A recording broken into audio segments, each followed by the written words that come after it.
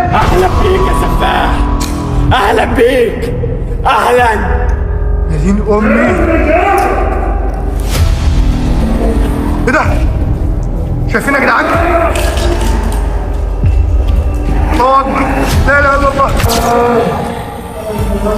يا دين امي. أبطال بداية فيديو دي. جينا النهاردة بقى إن احنا نعمل كشف براقة عن المكار على الفيديو اللي نازل قدام الشاشة ده. كشف براقة على الفيديو اللي لسه نازل من شوية. المكار بيتحول وعينيه بتتقلب وفي حاجات غريبة. جاي النهاردة بقى أقولكم المكار كداب ولا مش كداب.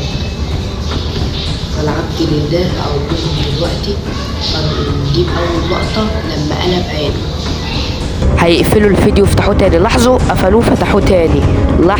لاحظوا ودلوقتي قاعد يضرب فيه بقى، وهو ده صاحبهم اصلا السفاح. المكار اتقلب في القط ده، حطوا حاجه في عينه، البتاعه الحمرا دي حاجه حمرا كده زي بتاعه البنات، وكأنه اتقلب. وشايفين عامل ازاي. يا لهوي المكار قلب عينه. يا لهوي ايه ده اللي حصل؟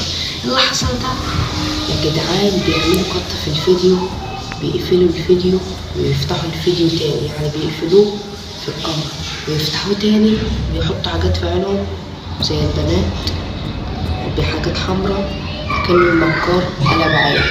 نسيبنا من الحاجات دي كلها. الشيخ النصاب ده صاحبهم، والسفاح صاحبهم، والناس اللي بتلبس الحاجات دي كلها صحابهم. انا ازرق يا احمد، استنى، ايه ده؟ إيه اللي بيحصل ده؟ فهمني، لا فهمني. يا جدعان مفيش كبير الا ربنا، مفيش كبير الا ربنا، مفيش حاجه اسمها كبير. الكبير ايه؟ ده صاحبكم. يعني كبير ده اللي لابس الحاجات دي صاحبكم. فالشغل ده مش بيخش في دماغنا احنا، بيخش في دماغ العيال الصغيره اللي ما بتفهمش حاجه.